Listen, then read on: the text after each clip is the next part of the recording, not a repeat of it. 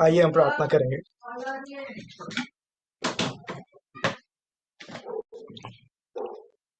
प्रेमी दयालु अनुग्रहकारी, विलम्ब से कोप करने वाले अति करुणामय पिता परमेश्वर, राजाओं के राजा, प्रभुओं के प्रभु, अपने उद्धार करता प्रभु यीशु मसीह के पवित्र और मिठे नाम से आपके अनुग्रह के सिंहासन के सन्मुख आते हैं प्रभु जी।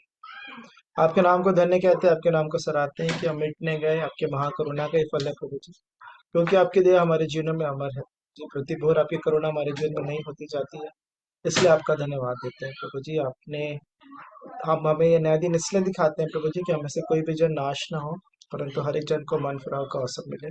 वो आपके नाम को धन्य कहते हैं, आपके नाम को सराहते हैं प्रभु जी। आज की संगति के लिए आपका धन्यवाद देते हैं प्रभु जी, जबकि आपके चरणों में हम बैठते हैं प्रभु जी।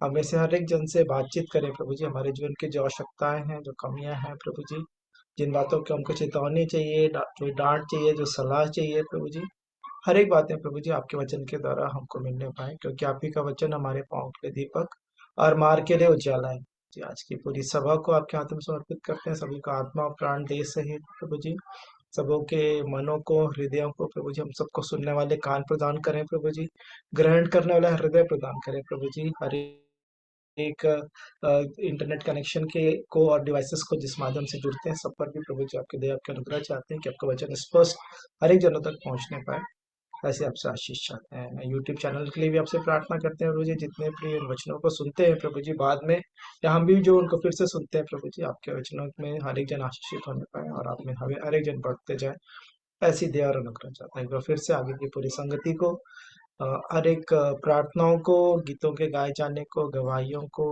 वचन के भाग के बांटे जाने को, वचन के पढ़े जाने को प्रभु जी, और जो भी बातें यहाँ पे होती है प्रभु जी, सब आपके आत्मा के नियंत्रण में होने पाए, सब बातें हमारी आत्मिक उन्नति का कारण होने पाए प्रभु जी, और सब बातों में आप ही को महिमा मिलने पाए, ऐसी दया और अनुग्रह चाहते हुए दुआ उद्धार करता प्रभु यीशु मसीह के पवित्र और मीठे नाम से मांगे, आमीन आमीन। सो अभी समय होगा कि प्रभु के महिमा में हम गीतों को गा सकते हैं।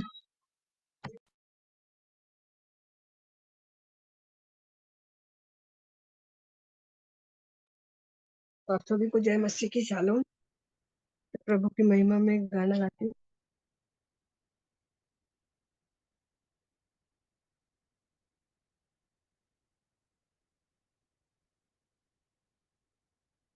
विश्वास हम करते हैं एक ऐसे राज की बात, विश्वास हम करते हैं एक ऐसे राज की बात, जीवन भर राज करेंगे, जीवन भर राज करेंगे हम यीशु मसीह के साथ, विश्वास हम करते हैं एक ऐसे राज की बात, जीवन भर हम राज करेंगे, जीवन भर राज करेंगे हम यीशु मसीह के साथ, विश्वास हम करते हैं एक ऐसे राज की बात, कोई झूठी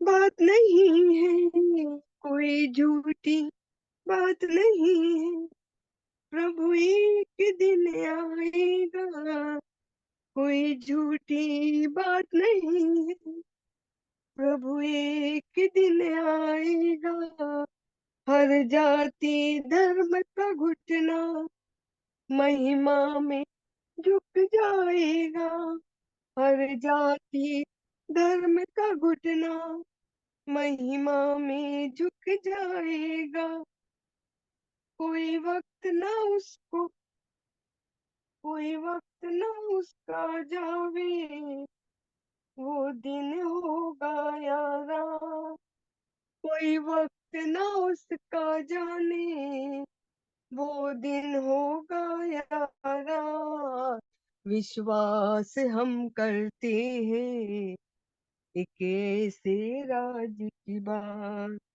जीवन भर साथ रहेंगे, जीवन भर राज करेंगे हम यीशु मसीह के साथ, संसार का परमेश्वर सबने जिसे ठुकराया, संसार का परमेश्वर सबने जिसे ठुकराया, एक गहरे प्यार में जिसने अपना लहू बहाया, एक गहरे प्यार में जिसने अपना लहू बहाया, केवल उस नाम से जीवन आशीषों की बरसात, केवल उस नाम की जीवन आशीषों की बरसात, विश्वास हम करते हैं एक ऐसे राज की बात, विश्वास हम करते हैं एक ऐसे राज की बात, जीवन भर राज करेंगे, जीवन भर राज करेंगे हम यीशु मसीह के साथ। धरती आकाश का स्वामी यदि आज तुमको पुकारे, धरती आकाश का स्वामी यदि आज तुमको पुकारे, उसके हाथों में देश है, जब सुख दुख चिंता सारे महिमामय जीवन देगा, बस करना है विश्वास, महिमामय जीवन देगा, बस करना है विश्वास, विश्वास हम करते हैं एक ऐसे राज की बात, जीवन भर राज करेंगे, जीवन भर राज करेंगे हम यीशु मसीह के साथ। धन्यवाद आप।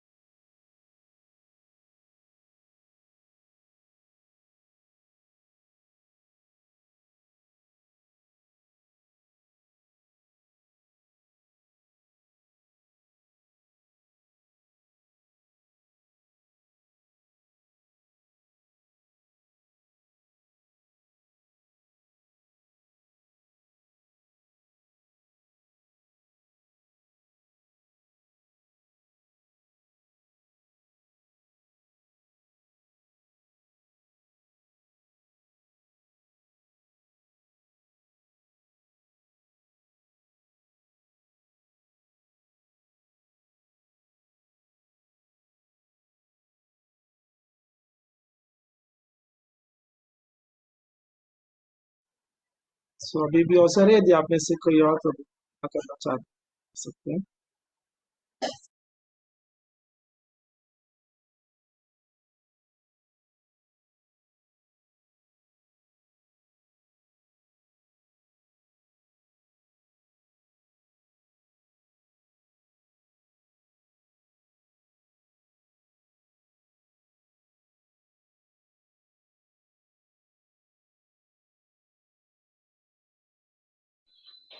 मैं भी परमेश्वर की महिमा के लिए गीत गा लूंगी।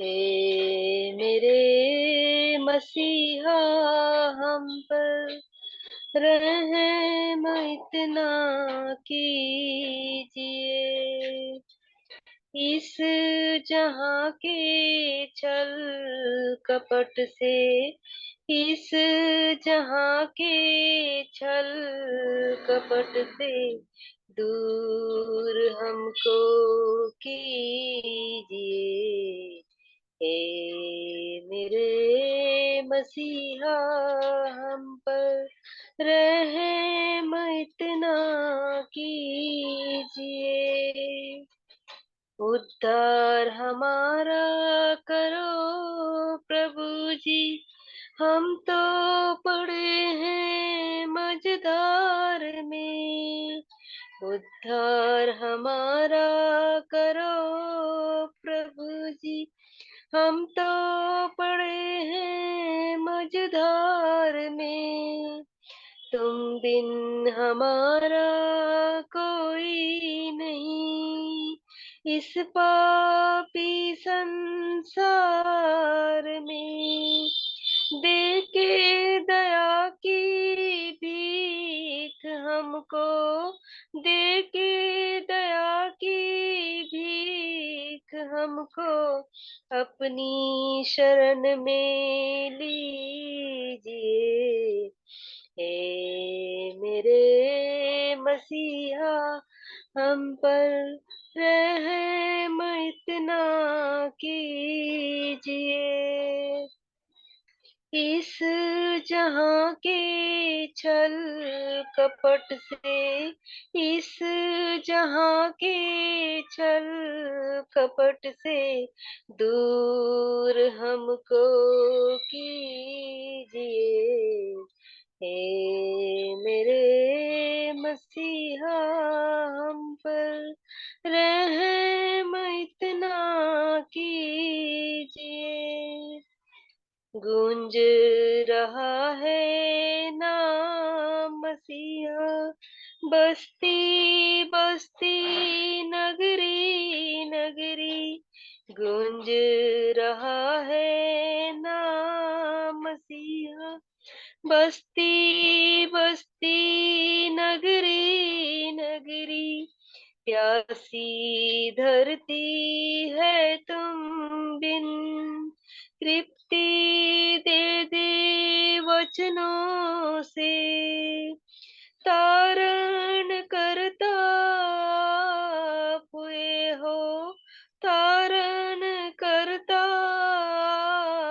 हुए हो, ऐसा हमें वर दीजिए, हे मेरे मसीहा हम पर रहम इतना कीजिए, इस जहां के छल कपट से, इस जहां के छल कपट से दूर हमको कीजिए, हे मेरे मसीहा हम पर रहम इतना कीजिए।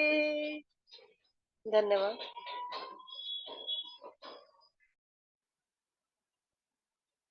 अन्य यादों को ताज़ा करने के लिए दीदी को बहुत धन्यवाद। बचपन से ये गीत सुनते मैं आया हूँ, सिंगर हैं और चापा से संबंधित ये बातें अद्भुत वचन है, उसमें इसके शब्द भी। तो परमेश्वर पिता का धन्यवाद। और सच में हमारी यही प्रार्थना है कि इस पृथ्वी पे परदेशी और बाहरी के समान छल कपट से बचते हुए प्रभु तारण करता हो जाए, उद्धार करते हैं, यही वर चाहते हैं। का धन्यवाद। और भी कोई प्रिय प्रभु की महिमा करना चाहते हैं स्तुति आराधना के गीतों के द्वारा, कभी अवसर है एक जगह।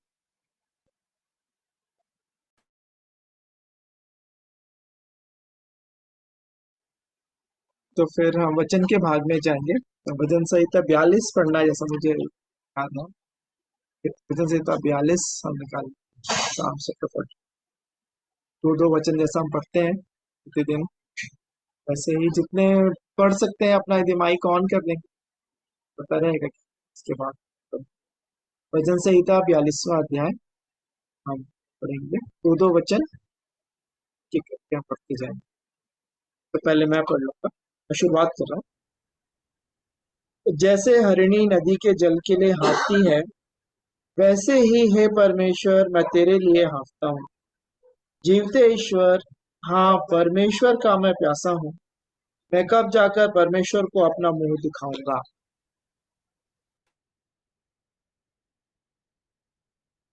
मेरे आंसू दिन और रात मेरा आहार हुए हैं, और लोग दिन भर मुझसे कहते रहते हैं, तेरा परमेश्वर कहाँ है। ये स्मरण करके मेरा प्राण शोकित हो जाता है कि मैं कैसे भीड़ के संग जाया करता था। मैं जय जयकार और धन्यवाद के साथ उत्सव करने वाली भीड़ के बीच में परमेश्वर के भवन को धीरे धीरे जाया करता था।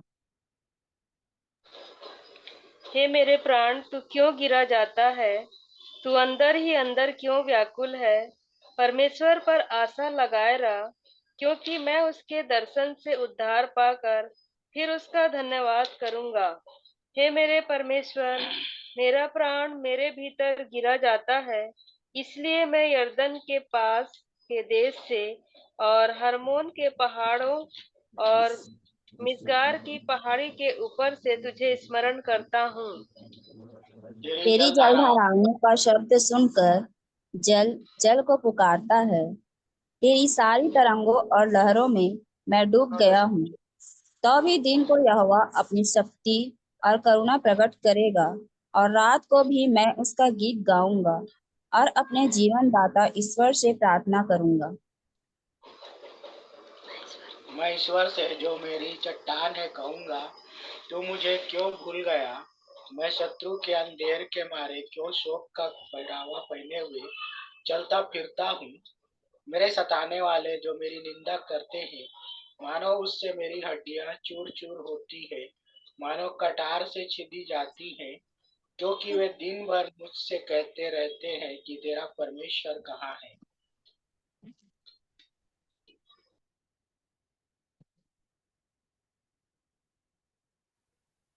पढ़ लेते। हे मेरे प्राण, तू क्यों गिरा जाता है? तू अंदर ही अंदर क्यों व्याकुल है? परमेश्वर पर भरोसा रख, क्योंकि वह मेरे मुख की चमक और मेरा परमेश्वर है। मैं फिर उसका धन्यवाद करूं। परमेश्वर पिता का उनके जीवित वचनों के लिए धन्यवाद। और ये जैसे हरिणी नदी के जल के लिए हाँफती है, वैसे ही हे परमेश्वर मैं तेरे लिए हाँफता हूँ। ये प्रधान बजाने वाले के लिए कोरह वंशियों का मुश्किल है, तो वो ऐसा कहते थे। आ, प्रश्न ये उठता है, मेरे जीवन में किस चीज की भूख और प्यास है, कि जो चीज हम करना चाहते हैं। अभी मैं अपने विषय में बोल रहा हूँ, तो ओलंपिक्स देखने का बहुत, मैं काफी समय से अपने आप को ये स्पोर्ट्स और ये सब चीजों में शुरू से इंटरेस्ट रहा है। रात रात भर देखना, सुबह जल्दी उठ के देखना, और बहुत ज्यादा समय इसमें दे देना। और अभी ऐसा ही कुछ हुआ, पता चला कि ओलंपिक्स हो रहा है फिर, तो फिर से, तो मैं भले ही ऑफिस से आके कितना भी थका रहूं, खाना वगैरह खा के मीटिंग अटेंड करके रिकॉर्डिंग अपलोड करके फिर रात में फिर ओलंपिक्स देख, तो एक प्रकार से जो चीज आपको आनंद आता है वो उस चीज को आप करते हैं। लेकिन उसी में यदि हम देखें, यीशु जब पृथ्वी पर थे तब वो क्या करते थे? तो वो भीड़ को अलग करके, चेलों को भेज करके फिर जाते थे पिता के पास, वो प्रार्थना करते। और मेरे पास ये वचन पिछले दिनों भी पहुंचा था, और ये बात जब हम भिलाई की कलीसिया के साथ भी जुड़े थे, तो सुधीर अंकल उस दिन वो शेयर कर रहे थे कि भोर को उठ के कैसे प्रभु यीशु मसीह प्रार्थना करते थे, किन समयों में। भोर को दिन निकलने से बहुत ही पहले, रात भर प्रार्थना करने में, और कैसे वो मौका ढूंढते रहते थे कि कब मैं पिता के पास जाके मैं उनसे बातचीत करूंगा। प्रभु यीशु मसीह, यीशु जब इस पृथ्वी पर थे, तो वैसे ही मैं किस चीज के लिए हाँफता रहता हूँ, है ना। कुछ चीजें न्यूज के लिए बहुत हो सकता है, कुछ कोई बात है कि क्या खबर है, या और भी कोई चीजें हो सकती हैं जो कि रोकने वाली वस्तु हो सकती है, या उलझाने वाला पाप भी हो सकता है। जैसे कि इब्रानियों 12 में लिखा कि हर एक रोकने वाली वस्तु और उलझाने वाले पाप को दूर करके उस दौड़ में जिसमें हमें दौड़ना है, धीरज से दौड़े। सो प्रभु ने ये इस वचन को जैसे ही पढ़ने में आया तो मेरा प्रश्न मेरे पास ये है कि मेरी क्या भूख और प्यास है। हरिणी नदी के जल के लिए हाँफने का बहुत सारा लोग व्याख्यान करते हैं। अपने जान बचाने के लिए उसको पानी की जरूरत है। उस हरिणी को जब वो पानी में जाके डूब जाएगी, छिप जाएगी, तब जो शिकारी है, जो भी दूसरा वन पशु है जो उसके पीछे पड़ा है, वो उससे बच जाती है। तो ऐसे जान बचाने के लिए वो हाँफती है। तो वैसे ही मैं परमेश्वर का प्यासा हूँ। जहाँ पे जो भजनकार है वो कह रहे हैं, मेरी भी यही गवाही हो कि मेरा मुझ में और कुछ भी ना हो। मैं एक ही अभी शाम को एक जवान से बात कर रहा था कि वचन पढ़ते हो कि नहीं। वचन ही आँख के लिए दीपक और मार्ग के लिए उजाला है। सो प्रभु मेरी सहायता करे कि सच में वो हाँफना हरिणी के हरिणी जो जल के लिए हाँफती है, वैसे मैं भी हाँफ सकती। प्रभु मेरी सहायता।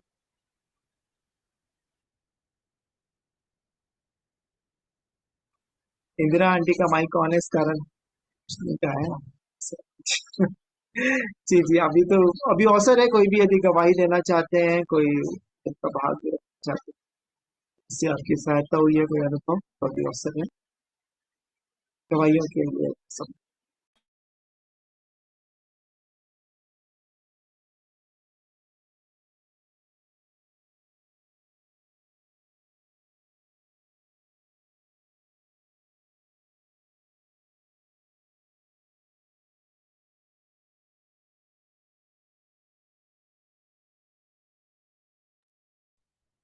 आप सबको को शालोम।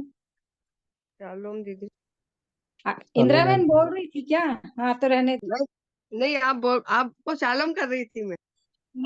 अच्छा अच्छा। हाँ, नहीं वो अमन बोले ना कि ये इंदिरा बहन का खुला है करके, इसलिए। नहीं नहीं नहीं नहीं। अच्छा अच्छा।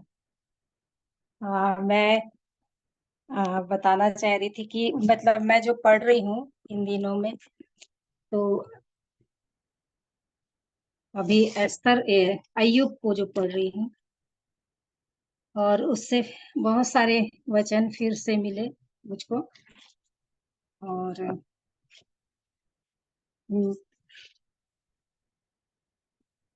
उसी के विषय में बताना चाह रही थी कि अय्यूब के जीवन से बहुत ही आशीष मिल रही है पढ़ने से, कि वो अपनी हर एक दशा को, मतलब अपने को निर्दोष बताने के लिए वो अ, अपने को अपने दोस्तों के साथ भरसक प्रयास में रहता कि मैं ऐसा हूँ, और मतलब मेरा जीवन परमेश्वर की दृष्टि में ऐसा है और मैं जानता हूँ करके। ये पूरे अध्याय को पढ़ने से, पूरे अय्यूब को पढ़ने से मुझको मिलते चले जा रहा है। और अय्यूब अपने वो विषय में पूरा जो है गवाही जो है 29 अध्याय में वो बताता है। 29 का जो 7 से लेके 25 तक में है अध्याय में, कि किस प्रकार वो अपने विषय में बोलता है करके। अय्यूब 29 का उसका 7 से लेके 25 तक पढ़ेंगे तो पूरा अय्यूब का वचन लिखा हुआ है, उसकी पूरी गवाही है कि कैसे वो चला और कैसे वो परमेश्वर के सामने बना रहा। और जैसे आखिरी में लिखा हुआ है उसके 29 के लास्ट में, कि मैं उनका मार्ग चुन लेता हूँ और मैं मुख्य ठहर कर बैठा करता था, और जैसा सेना में राजा व विलाप करने वालों के बीच शांति था, वैसा ही मैं रहता था। और पूरे अपने विषय में बताता है। तो इस प्रकार से कि मतलब हर एक लोगों की वो सहायता करता था, और अंधों के लिए आंखें, लंगड़ों के लिए पांव ठहरता था, दरिद्रों के लिए पिता जैसे काम करता था, सब अपने बारे में बताता है।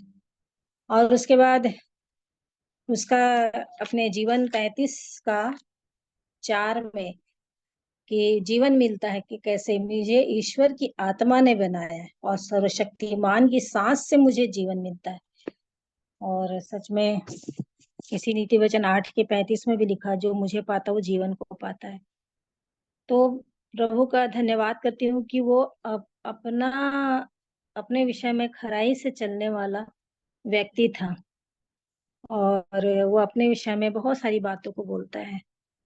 और फिर मैं पढ़ी कि 33 का जो 14 में लिखा है, क्योंकि ईश्वर तो एक बार क्या वरन 2 बार बोलता है, परंतु लोग उस पर चित्त नहीं लगाते। और कैसा बोलता है? स्वप्न में, रात को दिए हुए दर्शन में, जब मनुष्य घोर निद्रा में पड़े रहते हैं और वह बिछौने पर सोते समय, तब वह मनुष्य के कान खोलता है, उनकी शिक्षा पर मुहर लगाता है, जिससे वो मनुष्य को उसके संकल्प से रोके और गर्व को मनुष्य में से दूर करे। तो वाकई में जिसका मन उसके ओर लगा रहेगा, वो निश्चित उसको रात के पहर में जगाकर या नींद में या स्वप्न के द्वारा दर्शन में प्रभु बात करते हैं और बताते हैं। बताते बताते अभी याद आ गया मेरे को कि आ, कल की बात है। सुबह 4 बजे जैसे ही मैं उठी, वॉशरूम गई और आई हूँ, तो बिस्तर में पड़े पड़े ही मैं आ, वो एक अंदर मन में, दिल से, मतलब कि एक गीत मेरे अंदर गूंज रहा था। मतलब कहना चाहिए कि प्रभु के प्रेम में वो बन करके मेरे मन से निकल रहा था, कहना चाहिए। और मैं ना सोच भी रही थी कि इसको मैं लिख लेती हूँ करके। नींद में ही सोच रही हूँ कि लिखती हूँ करके, और लिख नहीं पा रही थी मैं। और ऐसा हुआ कि फिर मैं बोली नहीं, इसको याद ही कर लेती हूँ। तो वो शब्द था, क्रूस पर यीशु का लहू बहा तेरे लिए मेरे लिए, ऐसे करके। और उद्धार उद्धार करने को आया तेरे लिए मेरे लिए, ऐसे कुछ थे। पर वो पहला लाइन मेरे को याद है, क्रूस पर यीशु का लहू बहा तेरे लिए मेरे लिए। और वो राग भी उस समय वो अंदर हो रहा है, और नींद में ही मैं गा रही हूँ, सब कुछ हो रहा था। और मैं बोली कितना अच्छा कि प्रभु का प्यार है, कि वाकई में वो अपने प्रेम को दिखाते ही रहते हैं, कि उसका लहू कैसे मेरे लिए बह गया करके। और ये अभी पढ़ी तो याद आ गया कि ईश्वर तो एक बार क्या वरन 2 बार बोलता है, दर्शन और स्वप्न के द्वारा। और उसके बाद 33 का 28, 29, 30 में लिखा हुआ है, उसने मेरे प्राण कब्र में पड़ने से बचाया, मेरा जीवन उजियाले को देखेगा। देख, ऐसे ऐसे सब काम ईश्वर पुरुष के साथ 2 बार क्या वरन 3 बार भी करता है, वरन 3 बार भी करता है, जिसने उसको कब्र से जिससे उसको कब्र से बचाए और वह जीवन लोक के उजाले का प्रकाश पाए। तो कब्र में पड़ने से बचाया, जबकि उसकी दशा जब पड़ रही थी, इतना इससे मैं गंभीरता से, कि उसका चमड़ा सट गया, हड्डी दिख रही थी, और बोल रहा था कि अब तो मैं कब्र में चला जाऊंगा करके। ये सब उसका अपना रहता है। और उसके बाद 34 में लिखा है, क्योंकि जीभ जैसे जीभ से चखा जाता, वैसे एक वचन कान से परखे जाते। वही चीज को मैं ये करने लग गई, याद करने लग गई, कि अपने शरीर के हर एक अंग का काम अलग अलग है ना। तो जीभ से बोलना अच्छा और बुरा ये तो है ही है, और चखा जाता है, जीभ से चखा जाता है, तालु से लिखा है। वैसे ही वचन कान से परखे जाते हैं। मतलब वचन जो रहेगा वो कान से ही उसका काम होगा। वचन का काम जीभ से बोलने के लिए होगा, पर जीभ से चखा जाना नहीं होगा वचन का, पर कान से ही सुन करके परखने का हो रहेगा। और उसके बाद 34 का 21 में लिखा हुआ है, क्योंकि ईश्वर की आंखें मनुष्य की चाल चलन पर लगी रहती है, और वह उसकी सारी चाल को देखता रहता है। तो वाकई में ऐसा अंधियारा व घोर अंधकार कहीं नहीं है जिसमें अनर्थ करने वाले छिप सके। कोई छिप नहीं सकता, कोई भी नहीं। मतलब हम लोग का हर एक काम वहां लिखा जा रहा है, और वहां प्रभु दिखा देंगे। तो उसकी आंखें मनुष्य के चाल चलन पर लगी रहती हैं। और उसके 34 के 31, 31 में लिखा है, क्या किसी ने कभी ईश्वर से कहा कि मैंने दंड सा, अब मैं भविष्य में बुराई नहीं करूंगा? भूल जाता है इंसान करने के बाद। कई मनुष्य ऐसे रहते हैं कि दंड जो मिलता है, जब ठोक ताड़ना मिलती है, और फिर जब अच्छा जीवन चलने लगता है ना, तो भूल जाता है। तो वही कह रहे हैं कि कभी किसी ईश्वर से कहा किसी ने कि मैंने दंड सहा, अब मैं भविष्य में बुराई नहीं करूंगा, वो फिर से करता है। जो कुछ मुझे सूझ नहीं पड़ता वह तू मुझे सिखा दे। यदि मैंने टेढ़ा काम किया तो भविष्य में वैसा नहीं करूंगा। लेकिन नहीं होता है वो वाकई में। फिर से यदि उसकी चेतावनी भरे वचन को हृदय में नहीं रखेगा तो फिर से उसी मार्ग में वो चला जाता है। और उसके बाद 34 का जो 36 का 26 से लेकर के जो 33 में लिखा हुआ है, इतना अच्छा मुझको लगा कि वो पूरे प्रकृति की जितनी बातें हैं कि कैसे वो परमेश्वर बादल बनाते हैं, जल के बूंदे हैं, और कैसे वो आता है, बिजली कड़कती है, बहुत सारी बातें हैं। 37 में भी लिखा है कैसे आकाश से बिजली कड़कती है, छो तक जाता है उसका उजियाला। पूरी बातें लिखी हुई हैं। वही कहता है हिम से पृथ्वी पर गिर, है ना। मेघ को भी, मूसलाधार वर्षा को भी ऐसी आज्ञा देता है 5, 6, 7 में। और ईश्वर गरज कर अपना शब्द अद्भुत रीति से सुनाता है और बड़े बड़े काम करता है जिनको हम नहीं समझते। वाकई में बहुत सारी बातें। और ऐसा पढ़ते पढ़ते जब लिखा है 38 में यहोवा और अय्यूब का वार्तालाप, और तो मेरे को बहुत सारा 38 का 1 से लेकर के आखिरी 41 तक, उसके बाद 39, फिर उसके बाद 40, 41, ये पूरे को आप लोग पढ़ेंगे ना, तो जब परमेश्वर उससे वार्तालाप करता है तो अय्यूब चुप रहता है पूरा। परमेश्वर, मैं भी इसको पढ़ करके इतना आशीषित हुई कि किसी चीज का जवाब ही नहीं दे सकते हैं। कोई भी नहीं दे सकता है। क्या क्या क्या करके प्रश्न करते जाते हैं प्रभु। परमेश्वर प्रश्न करते जा रहे हैं, कैसा तू कर सकता है, क्या तूने किया, कभी देखा, कभी ऐसा हुआ, कौन करता है।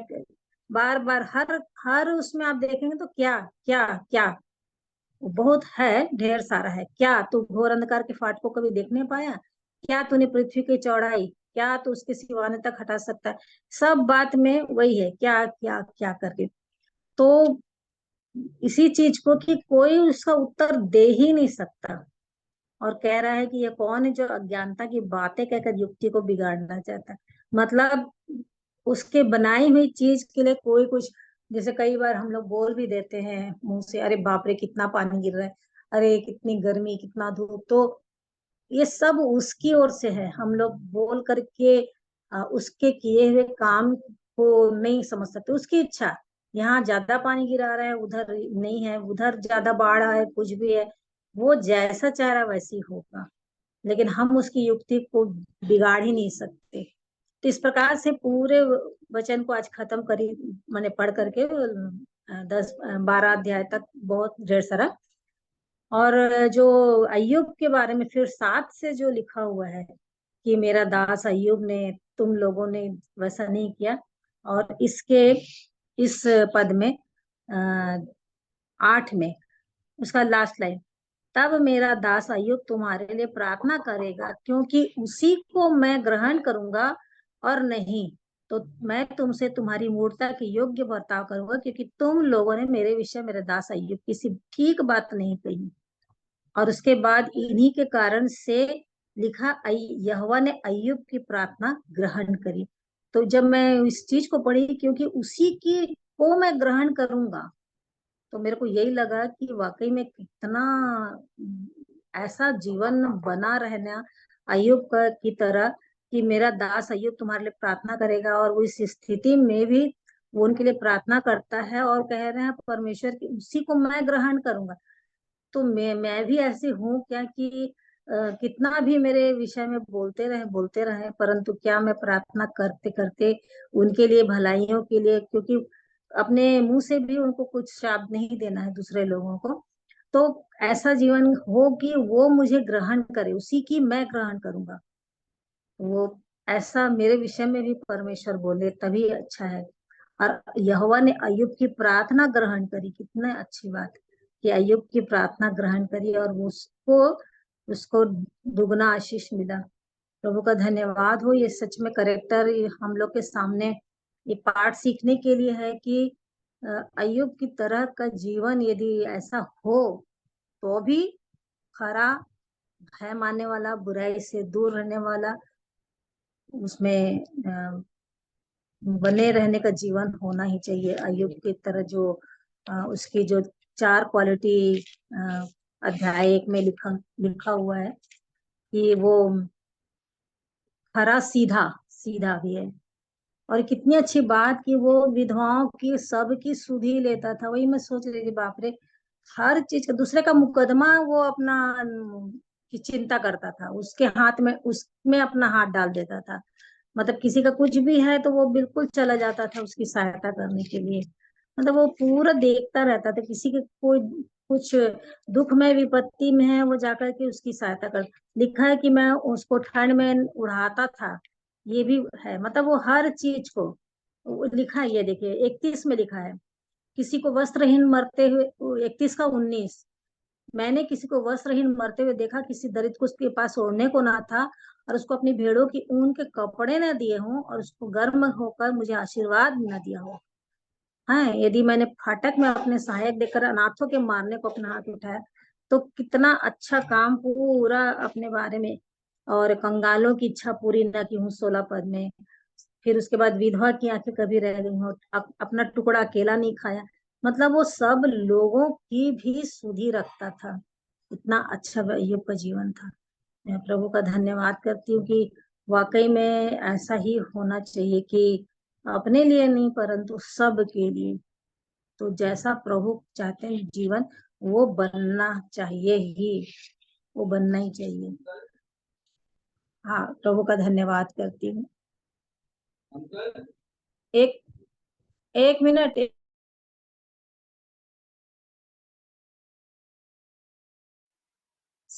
परमेश्वर पिता का धन्यवाद देते हैं अय्यूब के जीवन से जो आंटी ने सीखा, हमारे मध्य में वो बात पाई है। विश्वास हम सभी आशीषित हुए हैं।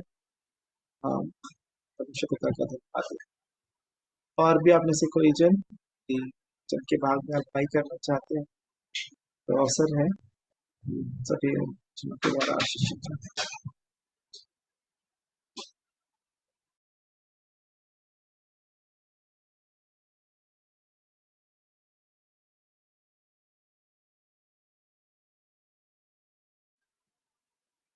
शीला आंटी या आशीष भैया जन के भाग में अप्लाई करना चाहते हैं,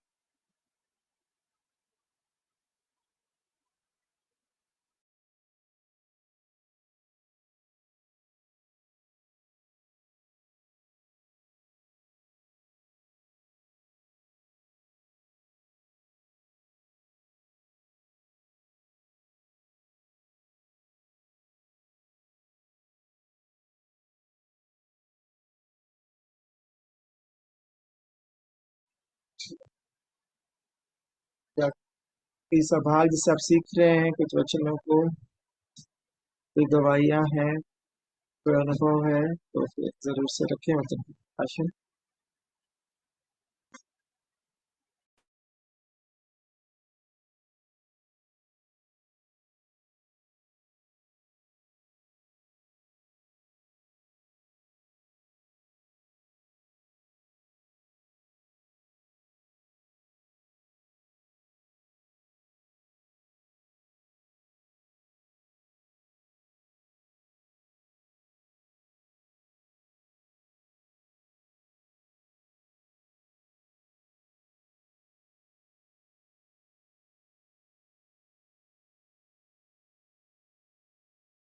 थैंक यू आशीष भैया।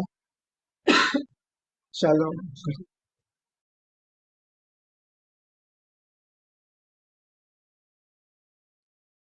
आप सबों को शालोम, जय मसीह की। शालोम, जय मसीह की भैया। मेरे साथ निकाल लीजिए मत्ती रचित सुसमाचार, उसका 25वां अध्याय और 31 वचन से पढ़ेंगे।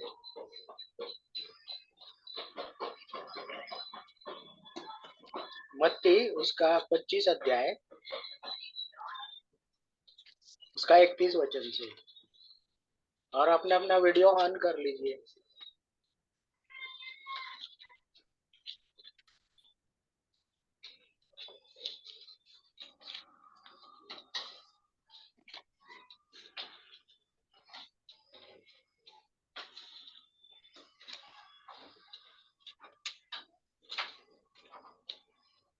मत्ती उसका 25वां अध्याय उसका 31 वचन से।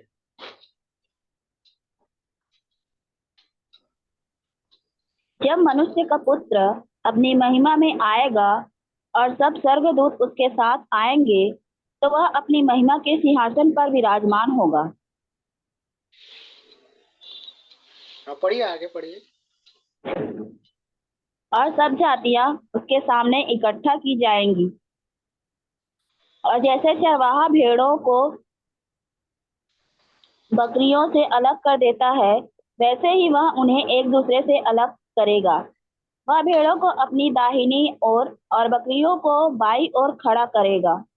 तब राजा अपनी दाहिनी ओर वालों से कहेगा, हे मेरे पिता के धन्य लोगों, आओ उस राज्य के अधिकारी हो जाओ जो जगत के आदि से तुम्हारे लिए तैयार किया गया है। क्योंकि मैं भूखा था और तुमने मुझे खाने को दिया, मैं प्यासा था और तुमने मुझे पानी पिलाया, मैं परदेसी था और तुमने मुझे अपने घर में ठहराया, मैं नंगा था और तुमने मुझे कपड़े पहनाए, मैं बीमार था और तुमने मेरी सुधि ली, मैं बंदीगृह में था और तुम मुझसे मिलने आए।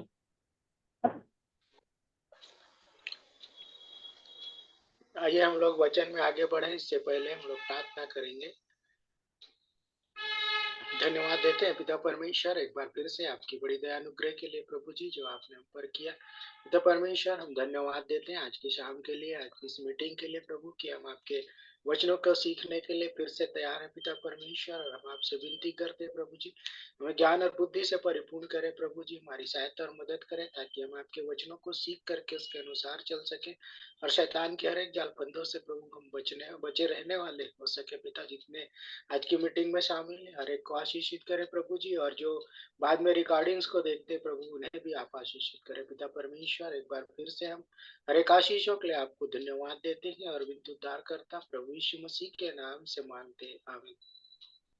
तो यहाँ पर जब हम लोग इस बात को देखते हैं तो न्याय के विषय में बताया गया है, और उसके बाद जो है कुछ कुछ बातों को यहाँ पर दिया गया है ना। तो हमने बीते समयों में शायद स्वर्ग के विषय में सीखा था, तो आज हम लोग नरक के विषय में थोड़ी सी कुछ बातों को देखेंगे। तो यहाँ पर शुरुआत जो हो रही है, यहाँ पर बोला गया है कि प्रभु यीशु मसीह के विषय में कि वो अपनी महिमा के साथ आने वाले है ना। पर लिखा हुआ है मनुष्य का पुत्र अपनी महिमा के साथ, मतलब प्रभु यीशु मसीह आने वाले हैं। और उसके साथ और कौन आने वाला है? स्वर्गदूत लोग आने वाले हैं ना, स्वर्गदूत भी उनके साथ आने वाले हैं। और जब हम आगे पढ़ते तो यहाँ पर देखते हैं कि दो बातें हैं। पहले तो एक है कि भेड़ और बकरियों के विषय में बताया गया है ना। और यहाँ पर जब देखते हैं भेड़ और बकरियों के विषय में, तो एक चरवाहा जो है वो क्या करता है, भेड़ को अलग करता है और बकरियों को अलग करता है। तो वैसे ही दिन आने वाले हैं, ऐसा हमको वचन बताता है। और जब हम इसको आगे पढ़ते हैं तो लिखा है 33 में, और वह भेड़ों को अपनी दाहिनी ओर और बकरियों को अपनी बाईं ओर खड़ी करेगा। और आगे जब पढ़े तो लिखा है, तब राजा अपनी दाहिनी ओर वालों से कहेगा, हे मेरे पिता के धन्य लोगों, आओ उस राज्य के अधिकारी हो जाओ जो जगत के आदि से तुम्हारे लिए तैयार किया हुआ है ना। देने दो जगह तैयार किए गए, मतलब एक तो नर्क है और दूसरा क्या है, स्वर्ग है। तो जो प्रभु की इच्छा पर चलता है, जो उसकी आज्ञाओं को मानता है, उनके लिए वो स्वर्ग राज्य है। परंतु यहाँ पर हम लोग जब देखते हैं तो यहाँ पर नर्क के विषय में भी बताया गया है। और जब हम आगे पढ़े तो लिखा है, क्योंकि मैं भूखा था और तुमने मुझे खाने को दिया, मैं प्यासा था और तुमने मुझे पानी पिलाया, मैं परदेसी था तुमने मुझे अपने घर में ठहराया। और जब आगे पढ़े तो लिखा, मैं नंगा था और तुमने मुझे कपड़े पहनाए, मैं बीमार था तुमने मेरी सुधि ली, और मैं बंदीगृह में था तुम मुझसे मिलने आए। मतलब यहाँ पर जो जिन परिस्थितियों में जो रहते हैं उनके विषय में बोला गया है कि तुम मिलने के लिए आए। लेकिन यहाँ पर क्या हम जाते हैं, ये एक सबसे बड़ी बात है ना। कोई बंदी गृह में है या कोई तकलीफ में है तो क्या हम उससे मिलते हैं? हो सकता है बहुत सारे लोग मिलते भी होंगे और बहुत सारे लोग जो है नहीं मिलते भी हैं।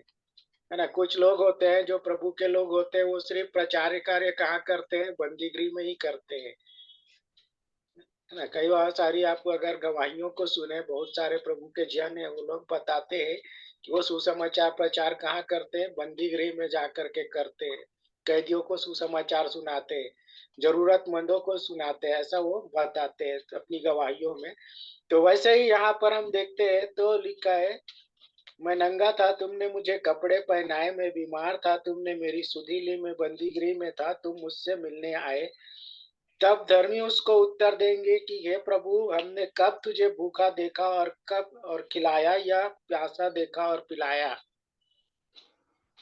और तब यहाँ पर हम इन बातों को सीखते हैं कि ये धर्मी लोगों के विषय में कहा गया है ना। तो हमने बीते समयों में वचनों को जो सीखे हैं या सीखते आ रहे हैं, तो हमको क्या करना है, उसमें बने रहने के लिए पूरे विश्वास के साथ, धीरज के साथ हमें आगे बढ़ना है, अगर उस जीवन को पाना है ना। दो दो जगह के विषय में बताया गया है इस वचन में, एक तो स्वर्ग और दूसरा नरक है ना।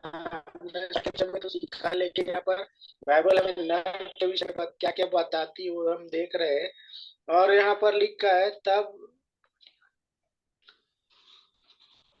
राजा उन्हें उत्तर देगा, मैं तुमसे सच कहता हूं कि तुमने जो मेरे इन छोटे से छोटे भाइयों में से किसी एक के साथ किया, वह मेरे ही साथ किया।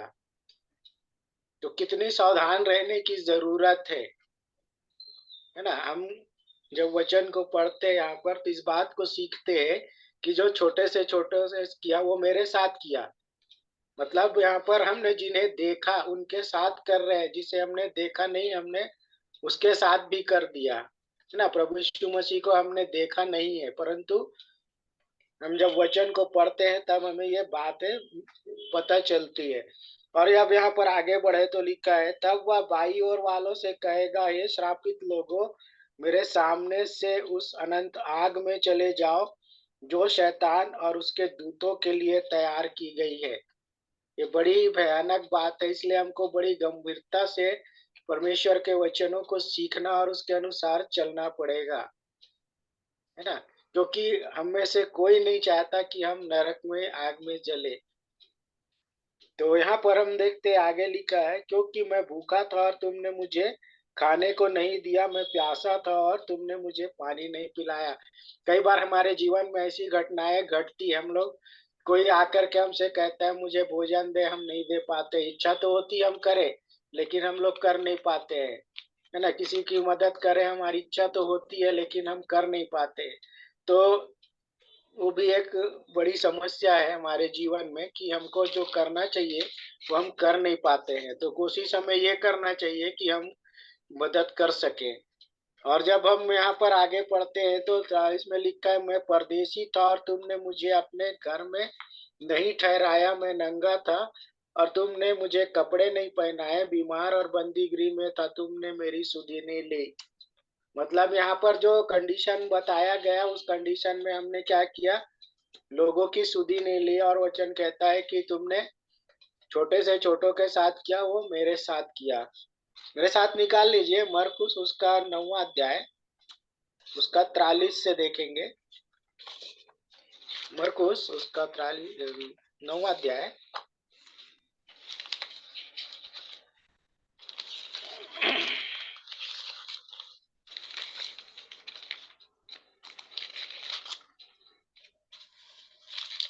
उसका 43 वचन से देखिए।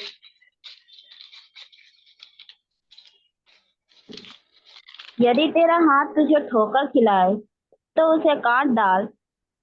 टुंडा होकर जीवन में प्रवेश करना तेरे लिए इससे भला है कि दो हाथ रहते हुए नरक की आग में डाला जाए, जो कभी बुझने की नहीं। हाँ, पढ़िए और आगे पढ़ते जाइए। जहाँ उनका कीड़ा नहीं मरता और आग नहीं बुझती। यदि तेरा पाँव तुझे ठोकर खिलाए तो उसे काट डाल। लंगड़ा होकर जीवन में प्रवेश करना तेरे लिए इससे भला है कि दो पांव रहते हुए नरक में डाला जाए, जहां उनका कीड़ा नहीं मरता और आग नहीं बुझती। यदि तेरी आंख तुझे ठोकर खिलाए तो उसे निकाल डाल। काना होकर परमेश्वर के राज्य में प्रवेश करना तेरे लिए इससे भला है कि दो आग रहते हुए तू नरक में डाला जाए, जहाँ उनका कीड़ा नहीं मरता और आग नहीं बुझती, क्योंकि हर एक दिन आग से नमकीन किया जाएगा। नमक अच्छा है, पर यदि नमक का स्वाद जाता रहे तो उसे किससे नमकीन करोगे? अपने में नमक रखो और आपस में मेल मिलाप से रहो। तो यहाँ पर देखिए हमको कैसे रहना है उसके विषय में बताया गया है ना, कि हम नरक के उसमें आग में न डाले जाए। तो हमको क्या करने के लिए बोलता है वचन यहाँ पर, कि जो तुझे हाथ ठोकर खिलाता है उसको अलग कर देना। और उसके बाद जब यहाँ पर आगे देख के तो बोलता है कि उससे उससे तो अच्छा है कि हमारा एक हाथ न रहे और हम क्या करें उसमें जीवन में प्रवेश करें बिना हाथ के, एक हाथ के।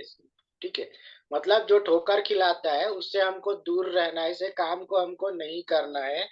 और जब हम लोग आगे देखें तो बोलते हैं कि इससे अच्छा है कि दो हाथ रहते हुए नरक के बीच उस आग में डाला जाए जो कभी बुझने की नहीं।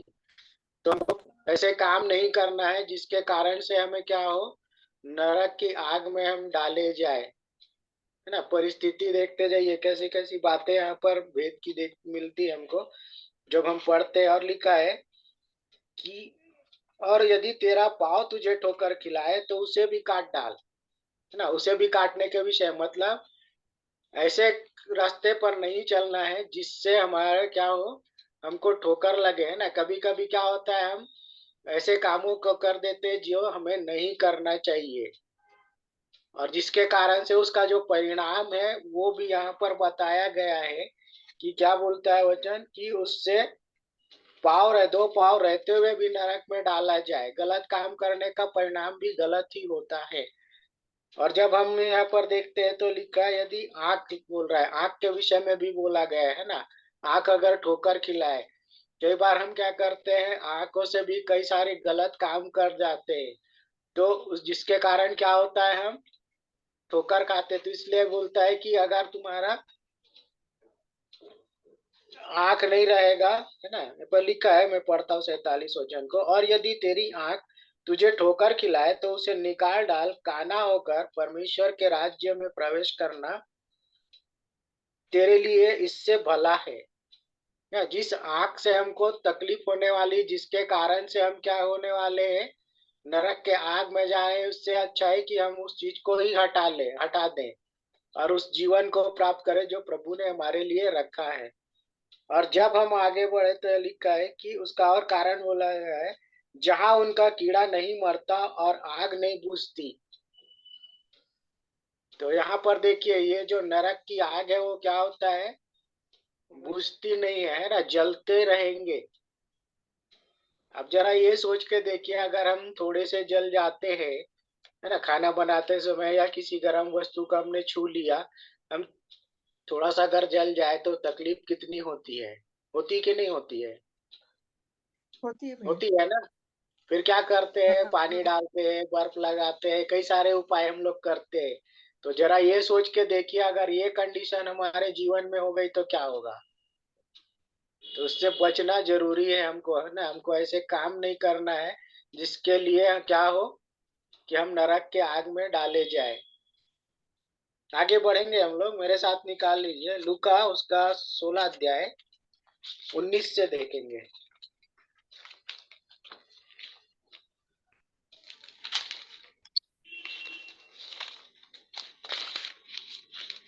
16 का 19 से पढ़िए।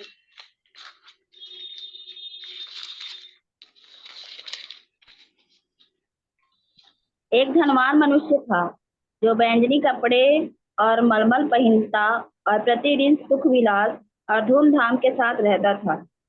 लाजर नाम का एक कंगाल घाव से भरा हुआ उसकी डेवढ़ी पर छोड़ दिया जाता था, और वह चाहता था कि धनवान की मेज पर की जूठन से अपना पेट भरे। यहाँ तक कि कुत्ते भी आकर उसके घाव को चाटते थे। ऐसा हुआ कि वह कंगाल मर गया और स्वर्गदूतों ने उसे लेकर अब्राहम की गोद में पहुंचाया। वह धनवान भी मरा और गाड़ा गया, और अधोलोक में उसने पीड़ा में पड़े हुए अपनी आंखें उठाई और दूर से अब्राहम की गोद में लाजर को देखा। तब उसने पुकार कर कहा, हे पिता अब्राहम, मुझ पर दया करके लाजर को भेज दे, ताकि वह अपनी अंगुली का सिरा पानी में भिगोकर मेरी जीभ को ठंडी करे, क्योंकि मैं इस ज्वाला में तड़प रहा हूँ। परंतु अब्राहम ने कहा, हे पुत्र, स्मरण कर कि तू अपने जीवन में अच्छी वस्तुएं ले चुका है, और वैसे ही लाजर बुरी वस्तुएं। परंतु अब वह यहाँ शांति पा रहा है और तू तड़प रहा है। इन सब बातों को छोड़ हमारे और तुम्हारे बीच एक भारी गड्ढा ठहराया गया है कि जो यहाँ से उस पार तुम्हारे पास जाना चाहे वे ना जा सके, और ना कोई वहां से इस पार हमारे पास आ सके। ठीक है, अब यहाँ पर देखिए, हम जब इस भाग को पढ़ते हैं ना, तो यहाँ पर बहुत ही सुंदर उदाहरण दिया गया है एक धनवान व्यक्ति का विषय में और एक लाजर, है ना, जो बहुत ही गरीब था और जिसको खाने के लिए भी नहीं मिलता था। जो भी थोड़ा बहुत मिलता था वो खाता था, बहुत तकलीफ में और परेशानी में था, बीमारी में था। उसकी दशा को यहाँ पर वर्णन किया गया है। लेकिन जब दोनों मरते हैं, उसके मरने के बाद क्या होता है, लाजर को अच्छी जगह मिलती है, वो स्वर्ग राज्य में जाता है और क्या होता है उसके साथ में, वो इब्राहिम के गोद में जाके बैठता है ना। परमेश्वर ने उसको इब्राहिम के गोद में रखा, लाजर को। लेकिन यहाँ पर जब आप धनी व्यक्ति के विषय में देखें तो उसकी दशा कैसी थी, वो अधोलोक में गया। ज्वाला में क्या हो रहा था, जल रहा था ना, आग में। उस आग में वो जल रहा था, उसको तकलीफ हो रही थी, प्यास और लग रही थी। लेकिन उनके और दोनों के बीच में क्या अंतर था, क्या अंतर था दोनों के बीच में, लाजर और ये जो धनवान व्यक्ति था? लाजर आराम से था। गहरा गड्ढा। गहरा गड्ढा था, है ना। मतलब वो अपनी जगह से उसकी जगह पे नहीं जा सकता था वो, है ना। मतलब वो वहां पर अंतर यही रखा गया था कि वो उसके पास नहीं जा सकता और वो दोनों आ जा नहीं सकते। तो क्या होगा, अभी उसको तो रास्ता नहीं है, खत्म हो गया रास्ता। उसको जिस जगह पे इस लाजर को जो जगह मिली थी वो इब्राहिम के गोद पे था। और हम इसको जब देखते धनवान व्यक्ति को, तो वो ऐसे जगह पे था, वहां से वो जा नहीं सकता था, गड्ढे थे ना उसके बीच में, है ना, अंतर रखा गया है। तो यहाँ पर ये क्या हो रहा था, ये जल रहा था, उसको प्यास लग रही थी, वो तड़प रहा था। ये व्यक्ति, अगर जो धनवान व्यक्ति था, वो चाहता तो क्या कर सकता था, जब उसका सब अच्छा था तो वो लाजर की सुधि ले सकता था, उसने नहीं लिया। तो आज दशा हमारी कहीं ऐसी तो नहीं है कि हम किसी की मदद कर पा रहे हैं या नहीं पा रहे हैं। मैं ये नहीं कहता कि हमें जरूरत से ज्यादा करना चाहिए, ऐसा नहीं। हमें थोड़ा बहुत जो हम कर सकते हैं उतना हमें करना चाहिए, ऐसा मुझे मेरा कहना है ना। क्योंकि इच्छा तो हर एक की रहती कि हम ये करें वो करें, लेकिन हम कर नहीं पाते हैं। बहुत बार हम क्या होते हैं, चूक जाते हैं। हमारी दशा को लगभग कुछ इस तरह से हो जाती, इच्छा होती लेकिन कर नहीं पाते। परंतु हमें प्रयत्न ये करना चाहिए कि हम कोशिश ये करें कि हम कर सके, किसी के लिए थोड़ी बहुत मदद आवश्यकता अनुसार हम करें। ये जो भाग है, हमको ये उदाहरण हमें इस बात को सिखाती कि हम अगर किसी के लिए कुछ कर सकते हैं तो जरूर हमें करना चाहिए, है ना। क्योंकि यहाँ पर हम जब देखते हैं तो ये जो धनवान व्यक्ति था वो सुख विलास में था, अच्छी चीजों का उसने इस दुनिया में रहते हुए उसका उपयोग उसने किया। लेकिन ये जो लाजर था उसके पास वो कुछ भी नहीं था, परंतु जो उसे मिला वो कहीं बढ़ करके मिला, उस व्यक्ति धनवान व्यक्ति से बढ़ करके उसको मिला था, है ना। तो हमारी दशा कैसी है, हमको आज ये इस बात को जांचनी जरूरी है कि हमारी धनवान की तो जैसी दशा है या लाजर की जैसी दशा है। और देखेंगे हम लोग परमेश्वर के वचन से आगे, दूसरा थिस्सलुनीके की पत्री उसका पहला अध्याय उसका 7 से पढ़िए।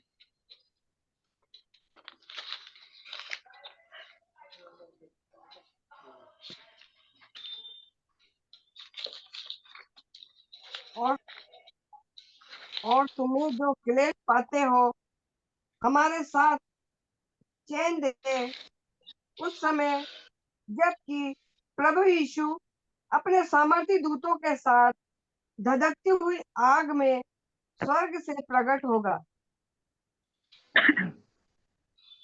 तो यहाँ पर हम जब पढ़ते हैं तो क्या होता है, तुम्हें जो क्लेश पाते हो लिखा है ना, वो हमें पौलुस बता रहा है अपने दूसरी पत्री में, तुम जो क्या हो रहा है क्लेश पाते हो हमारे साथ चैन दे। और यहाँ पर लिखा उस समय जबकि प्रभु यीशु अपने सामर्थी दूतों के साथ प्रकट होगा। धधकती हुई आग में स्वर्ग से प्रकट होगा। मतलब प्रभु यीशु मसीह कैसे प्रकट होंगे उसके विषय में यहाँ पर बताया गया है। और आगे जब हम पढ़े तो लिखा है, और जो परमेश्वर को नहीं पहचानते और हमारे प्रभु यीशु के सुसमाचार को नहीं मानते उनसे पलटा लेगा। है ना, कितनी बड़ी भयानक बात है। जो सुनते तो है, सब कुछ करते हैं, लेकिन प्रभु यीशु मसीह की जो कई बातें उसको नहीं मानते, उसके अनुसार नहीं चलते हैं, तो उससे क्या होगा, जो उसका इनकार करेगा वो क्या होगा, मैं भी इनकार कर दूंगा, ऐसा बोलते हैं ना। तो यहाँ पर बदला लेने के विषय में बताया गया है। और आगे जब पढ़े तो लिखा है, वे प्रभु के सामने से और उसकी शक्ति के तेज से दूर होकर अनंत विनाश का दंड पाएंगे, लिखा है। कितनी बड़ी भयानक बातें है ना, कैसे कैसे मतलब यहाँ पर होने वाले एक एक चीजों का हम देखें परमेश्वर के वचन में, तो वर्णन कितना सुंदर यहाँ पर दिया गया है। तो आज हमें चुनाव करना है कि हमारी दशा कैसी है और हमें कितना आगे जाना है, तो क्या क्या करना पड़ेगा और क्या नहीं करना पड़ेगा। और एक वचन देखेंगे, प्रकाशित वाक्य 21 का 8 देखिए।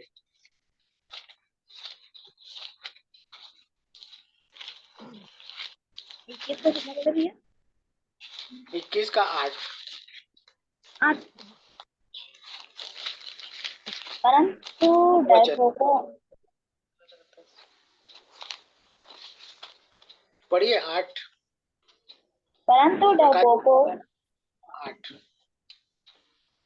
परंतु डरपोकों और अंधविश्वासियों और घिनौनों और हत्यारों और व्यभिचारियों और टोन्हों और मूर्ति पूजकों और सब झूठों का भाग उस झील में मिलेगा जो आग और गंधक से जलती रहती है। यह दूसरी मृत्यु है। अब यहाँ पर देखिए क्या बताया गया है, किन किन लोगों को उसमें डाला जाने वाला है उसके विषय में बता दिया गया है ना। यहाँ पर पहले बोलता है डरपोकों, अविश्वासियों, उसके बाद जो घिनौने काम करने वाले लोग हैं वो हत्यारे लोगों के विषय में बोला गया है, व्यभिचारियों के विषय में बोला गया है, टोनों के, मूर्ति पूजक और सब झूठों का भाग, है ना। ये जितने सारे लोगों का नाम ये दिया गया है उनका भाग क्या बोला गया है, आग का झील, है ना। और वो अभी आप देखिए यहाँ पर अगर हम देखें तो आग को जलाने के लिए हमको क्या करना पड़ता है, क्या क्या आवश्यकता पड़ती है। आग को जलाने के लिए आग लकड़ी, जलाएंगे ना तो क्या क्या आवश्यकता लकड़ी, पड़ती है। लकड़ी, लकड़ी की घासलेट, आवश्यकता माचिस, पड़ती है। और माचिस, माचिस, और लकड़ी, माचिस, अभी घासलेट। उसमें देखिए, अभी कई लोग चूल्हा जलाते तो क्या करते हैं, कागज लगाते हैं, है ना, पतली हाँ, लकड़ियां लगाते हैं, फिर वो पतली लकड़ी हाँ, जलती है, फिर बड़ी डालते हैं, ऐसे करके हम क्या करते हैं उसको जलाते हैं। और यहाँ पर क्या बता रहा है वचन, उसमें क्या डालने, गंधक के विषय में बताया गया है ना। यहाँ पर क्या बोल रहा है, गंधक से जलती रहेगी बोल रहा है ना, जलती रहती, गंधक का इस्तेमाल वहां पर किया गया है, गंधक के विषय में बोला गया। और बोलते हैं कि वह दूसरी मृत्यु है। मतलब जो जीवन हमें मिला है वो उसके लिए एक अवसर प्रदान प्रभु ने किया है, लेकिन उस अवसर को यदि हम गवा देते हैं तो फिर उसके बाद ये जो दूसरी मृत्यु मिलने के बाद हमेशा हमेशा के लिए खत्म। ठीक है, तो हमें इन बातों को सीखना जरूरी है कि ये जो वचन हमने अभी पढ़ रहे हैं और सीखे हैं, तो हमें कैसे चलना, कैसे रहना है, ताकि हम ये जो नरक है उसकी आग से, उससे हम बचे रह सके, है ना। क्योंकि जीवन प्रभु ने हमें जलने के लिए नहीं दिया है, जीवन पाने के लिए दिया है ना। प्रभु यीशु मसीह क्या बोलते हैं? मैं इसलिए आया हूँ कि तुम जीवन पाओ और बहुतायत का जीवन पाओ। चलिए देखते हैं उसमें से योना का 10,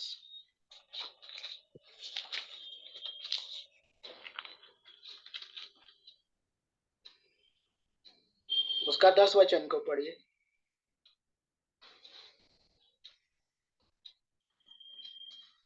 10 का 10 पढ़िए। चोर किसी और काम के लिए नहीं, परंतु केवल चोरी करने और घात करने और नष्ट करने को आता है। मैं इसलिए आया कि वे जीवन पाएं और बहुतायत से पाएं। अब देखिए हमारा प्रभु क्यों आया है? जीवन देने के लिए आया है ना। और कितना जीवन? बहुतायत का जीवन देने के लिए आया, वो मारने के लिए नहीं आया है। इसलिए हमें क्या करता है प्रभु? अवसर पर अवसर दे रहा है कि हम सीखे और उसके उनके वचनों के अनुसार हम चले, ताकि हम ये जो जितनी भी बातों का आज हमने पढ़ा है वचन से, उससे हम क्या हो? बचे रह सके। तो यहाँ पर ये थोड़ा सा टॉपिक लंबा है, हम लोग आगे फिर कभी देखेंगे, कंटिन्यू करेंगे। तो मैं परमेश्वर पिता को धन्यवाद देता हूँ आज की इन वचनों के लिए, और आगे का समय मैं भाई अमन को देता हूँ।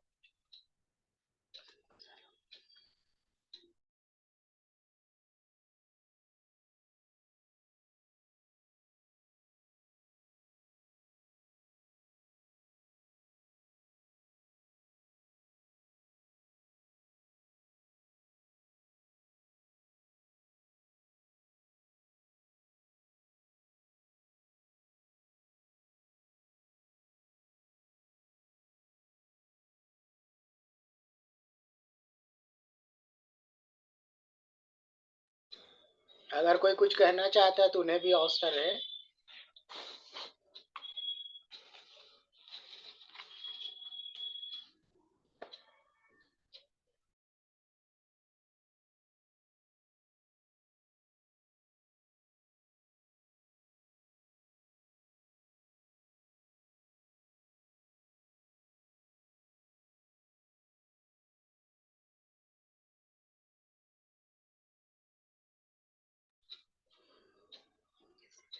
अगर कोई कुछ नहीं कहना चाहता है तो अंतिम प्रार्थना करेंगे, और मैं इंदिरा आंटी से रिक्वेस्ट करूंगा कि वो अंतिम प्रार्थना करें।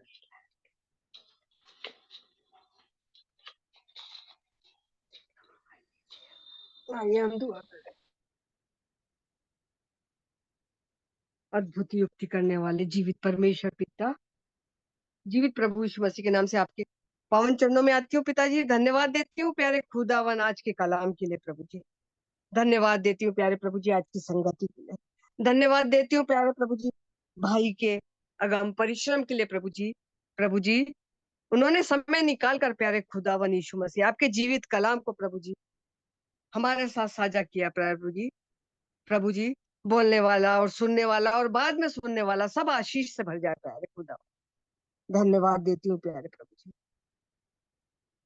आपका प्यार प्यारे खुदावन यीशु मसीह, आपका जीवित कलाम प्रभु जी, सारा पवित्र शास्त्र प्यारे प्रभु जी, आपकी दया करुणा प्रेम का ऐसा दर्शन हमें कराती है प्यारे खुदावन यीशु मसीह। मनुष्य अगर आपके चरणों में आता है प्यारे प्रभु जी, आपके कदमों में आता है प्रभु जी, पश्चातापी मन के साथ प्रभु जी, जब आपके कलाम को पढ़ता है प्यारे खुदावन यीशु मसीह, आप उन्हें बहुतायत की आशीष से भरते हैं प्यारे प्रभु जी। जो आपके पास आता है प्यारे खुदावन, वो छूछा और खाली नहीं जाता प्यारे खुदावन यीशु मसीह। प्रार्थना सुनने में समय लगता है प्यारे प्रभु जी, मगर आप जब देते हैं प्यारे खुदावन, तो बहुतायत से भर भर कर उमड़ता हुआ प्रभु जी, आपका ये प्यार है प्यारे खुदावन यीशु मसीह जो मनुष्य जाति के लिए गया प्रभु जी। भाई ने अद्भुत रीति से प्यारे खुदा कलाम में से हमें सिखाया प्रभु जी, उन बातों का स्मरण कराया प्यारे खुदावन यीशु मसीह। हम आपको हृदय की गहराइयों से धन्यवाद देते हैं प्यारे खुदावन यीशु मसीह। भाई को प्रभु जी वचन हमें सिखाता है कि जो वचन की शिक्षा देता है वो दुहे आदर के योग्य समझा जाए प्रभु जी। वो झूठा और खाली नहीं रहता प्यारे खुदावन यीशु मसीह, बहुतायत की आशीषों से भर जाता है प्रभु जी। प्रभु जी बहुतायत की आशीषों से भरिए प्रभु जी भाई को प्रभु जी, उनका परिवार, उनकी पत्नी, उनके मम्मी पापा, उनके कुटुंब के लोग प्यारे खुदावन यीशु मसीह, सब कुछ उनके परिश्रम के द्वारा प्रभु जी आशीष से भरने पाए। इसी में प्रार्थना विनती करती हूँ प्रभु। धन्यवाद देते हैं जितने भी मीटिंग में जुड़े प्यारे खुदावन, जितनों ने सुना प्रभु जी, जितनों ने वो आशीषों को प्राप्त किया प्रभु जी, आज का जीवित कलाम प्रभु जी जो प्राप्त किया प्रभु जी, जो आपकी जीवन की रोटी प्राप्त करी प्यारे खुदावन यीशु मसीह, और जो बाद में सुनेंगे प्यारे खुदावन, सबको बहुतायत से आशीष से नवाजना प्रभु जी। जो आशीष आप हमें देना चाहते हैं उन्हें भी दीजिए प्यारे खुदावन यीशु मसीह। आपका कलाम प्रभु जी दिन रात चौगनी उन्नति करता जाए, उद्यासल से आश्चर्य प्रभु जी फैलता जाए प्रभु जी, चारों दिशाओं में प्रभु जी आपका वचन प्रभु जी काम करने पाए प्रभु जी, लोगों के हृदय खुलने पाए प्रभु जी, आपके चरणों में आने पाए, उस सच्चे जीवते परमेश्वर पिता को जानने पाए प्यारे खुदावन यीशु मसीह। मैं इसी प्रार्थना विनती करती हूँ प्यारे खुदावन यीशु मसीह। धन्यवाद देती हूँ प्यारे प्रभु जी। आने वाले समय में प्रभु जी हम नहीं जानते प्यारे प्रभु जी हवा कहाँ से आती है और कहाँ जाती है, मगर जहां से आती है वहीं चली जाती है प्रभु जी। ऐसे ही प्रभु जी बिजली एक पूर्व में कड़केगी तो दूसरी जगह सुनाई देगी, दिखाई देगी प्यारे खुदावन यीशु मसीह। ऐसे ही आपका आगमन है प्यारे खुदावन यीशु मसीह। लोग कहेंगे प्रभु यहाँ है, लोग कहेंगे प्रभु वहां है, नहीं, अपने स्थान को नहीं छोड़ना। जब ऐसी घटनाओं को देखो, ऐसी बातों को सुनो, तो अपने घरों में कैद होकर प्रभु से प्रार्थना विनती करना। हाँ प्यारे खुदावन यीशु मसीह, ऐसी घटनाओं को जब सुनते हैं तो हम अपने लोगों को ढांढस बंधाए, प्रार्थना में लगे रहे प्रभु जी, ताकि हम बच जाए, उस मुकाम तक पहुंच जाए प्रभु जी। आप हमारी सहायता मदद करते हैं, उसके लिए धन्यवाद देते हैं प्यारे खुदावन यीशु मसीह। प्रभु जी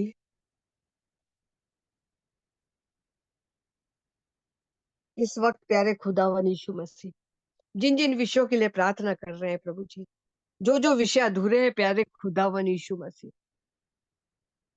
वो आशीषों से भरने पाए प्रभु जी। प्रभु जी मैं सोनिया को स्मरण करती हूँ प्रभु जी प्रार्थना में, जो अमन भाई की पत्नी है।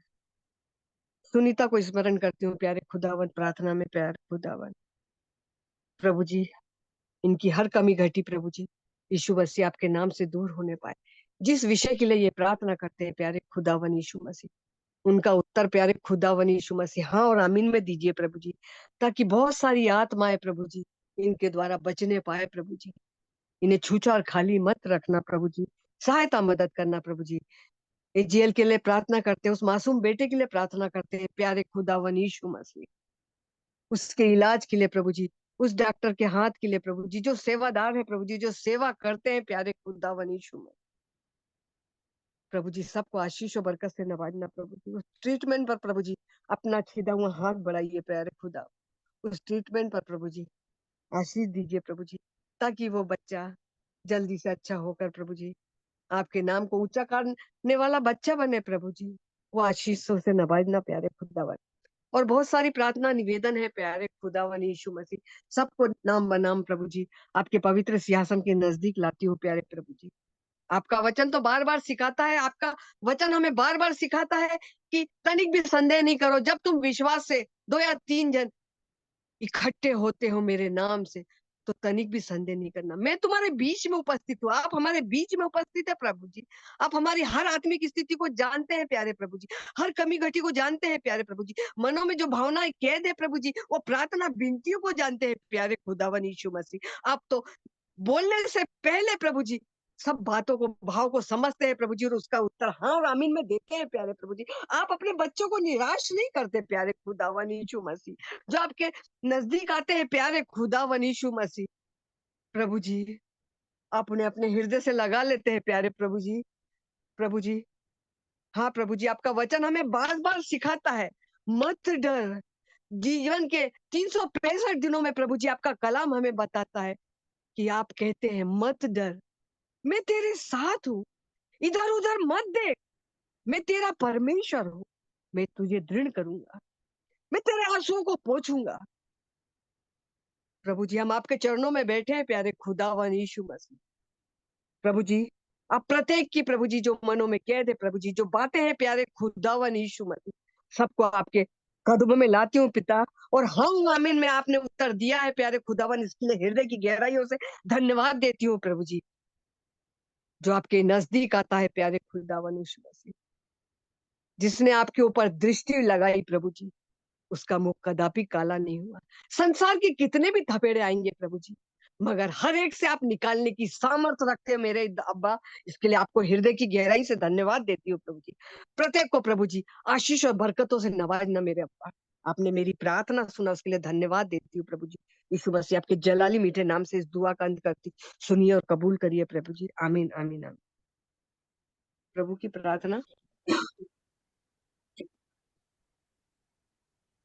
हे हमारे पिता, हे हमारे पिता, आपके स्वर्ग जो स्वर्ग में आप है, जो स्वर्ग में हैं, पवित्र नाम जाए, आपका नाम पवित्र माना, आपका आपका राज्य राज्य हो, आपकी आपकी इच्छा इच्छा जैसे जैसे स्वर्ग में स्वर्ग पूरी में होती पूरी है, होती है, वैसे पृथ्वी पर भी पूरी हो।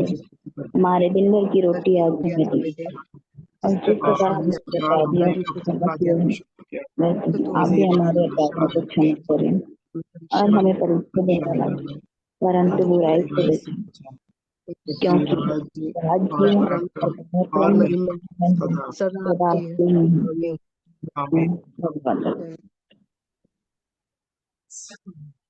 पिता का प्रभु यीशु मसीह में धन्यवाद देते हैं इसके संगति के समय के लिए, सबों की सहभागिता के लिए, और विशेष करके आशीष भैया के लिए, वचन की बात करने के लिए, और ज्योति आंटी के लिए, और हर एक जनों ने जिस भी माध्यम से सहयोग का योगदान के लिए। हाँ, तो सुदन भाई भी बहुत दिनों के बाद दिखे,